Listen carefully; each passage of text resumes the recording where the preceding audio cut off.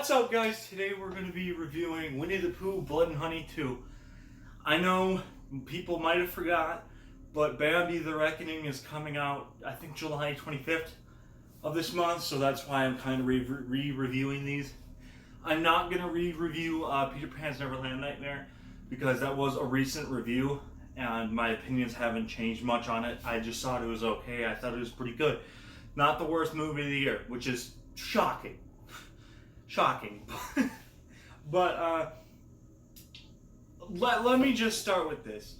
Winnie the Pooh Blood and Honey 2 is a huge improvement.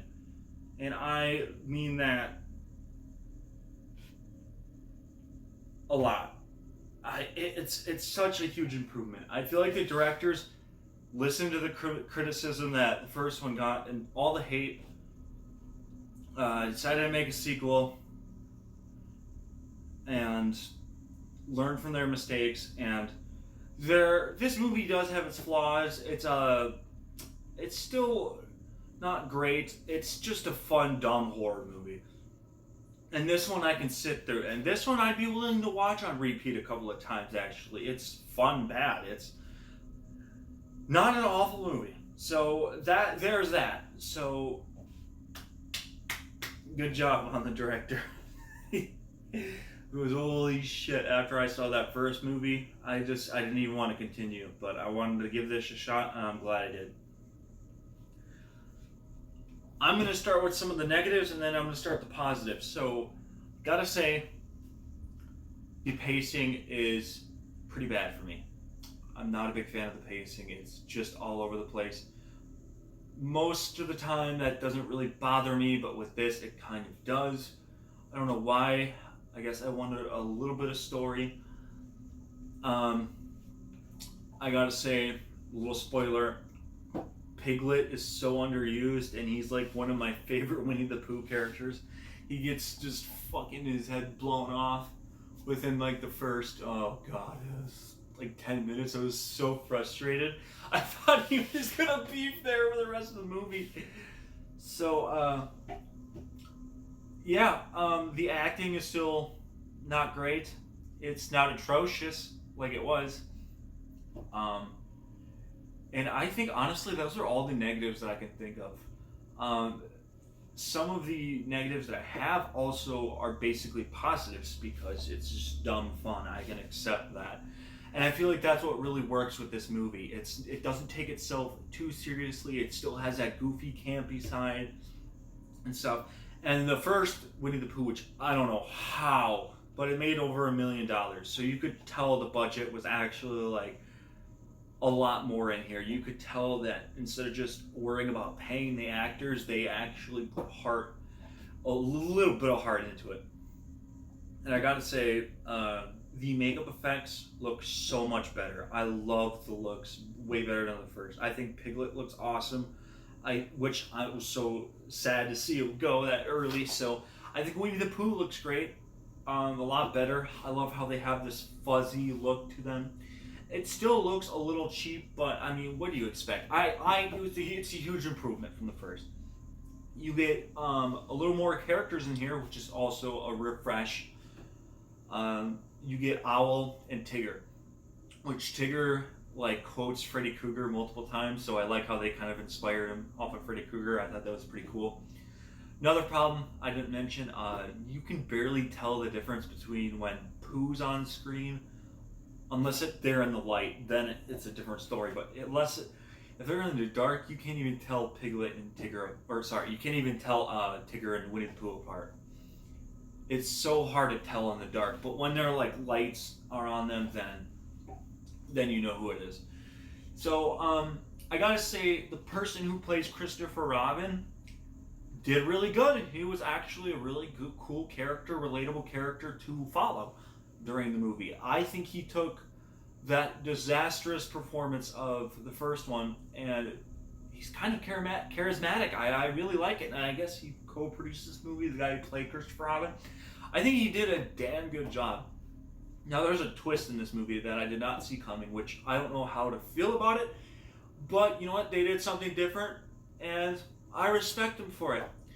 it's revealed at the end that these were kids that were taken away, I guess, and turned into like hybrid animals. They don't really know who did it, so just some random person did it. So they never really explore that. But it turns out that Winnie the Pooh is Christopher Robin's brother. So, like I said, I don't mind it, but there's a little bit of plot holes like that with that. So if this was his brother, like, and he just met Winnie the Pooh, let's put the actual lore to this. Did Christopher Robin know his brother, and then he went missing, and then met Pooh for a while, and thought Pooh was his friend, or did he watch his brother die? There's still a lot of plot holes, because it's fucking impossible that, well, like I said, the only thing that would make sense is that there was a time frame where his brother died when he was younger or whatever, and then when he was like maybe in his teen years, that's when Winnie the Pooh came along. So I don't know, it's a little bit of a plot hole, but I like the twist, and it does work. I think it works pretty well with the story. I think it's a cool twist. It's not the greatest, it's not played off the best, but it's still, they went with something and I respect it. I think the blood in here looks so much better. The set pieces are so much better too. Love the party. The ending scene is pretty cool with the graveyard, and I really think that they did a great job with Winnie the Pooh and his gang, because it actually made me kind of hyped up. Hear me out.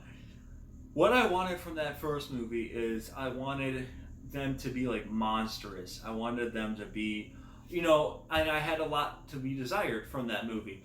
But in this one, they do a damn good job about making them seem like actual animals, like they turn into beasts.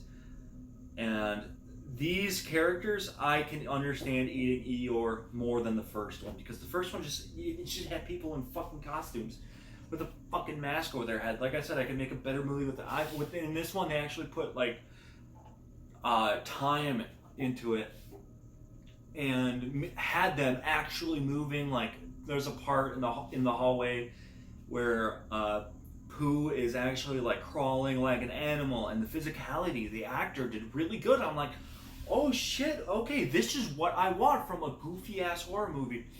But the characters are still not really the greatest. Other than Christopher Robin, they're just so, they don't hit. They do not hit the same, and it's still not good. Even though there's a lot of problems with this movie, I can still have the fun. I feel like when you're watching this movie, all you're in there for is a tiny bit of story, and carnage candy. That's all I can say about this movie. If you're looking for that, you're gonna get that in this movie. But if you're looking for an actual like Winnie the Pooh horror movie with like story and kills and better characters in the first, you're not really gonna get that. And I don't think you'll ever get that with a Winnie the Pooh horror movie. I mean, you just can't make that serious. There's no way. But I feel like you're gonna have a lot of fun in this movie. So I'm gonna give it a broken TV, but I am still gonna recommend this movie to you guys. I think it's fun. I still think it's a fun movie. It's not the best, but it's still good. It is the highest broken TV, I'd say, out of any broken TV that I have rated on my channel. I still recommend this movie. When I usually just give a movie a broken TV, I don't recommend the movie because it's just shit. But they're still fun to be here. Like, there's still a lot of fun. And the only reason why I didn't get a bronze TV is because of those small things, like the characters. And I think the characters had that.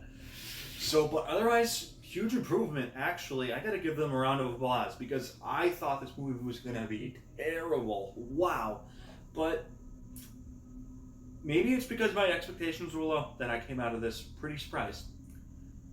So well done on the directors listening to the criticism. This is how you improve and take a property and actually do something with it, at least. It was super fun. It wasn't the greatest. It was okay. And then Peter Pan's Never Ending Nightmare, and that's just as good as this one, I'd say. I don't think both of those are bad. These they're watchable. They're very watchable. And I'm gonna be hopefully reviewing Bambi the Reckoning. That just looked awful. It looks so bad, guys. No way it's worse than Winnie the Pooh, Blood and Honey, though. Anyway, thank you guys for watching, and I'll see you on the next one. Peace.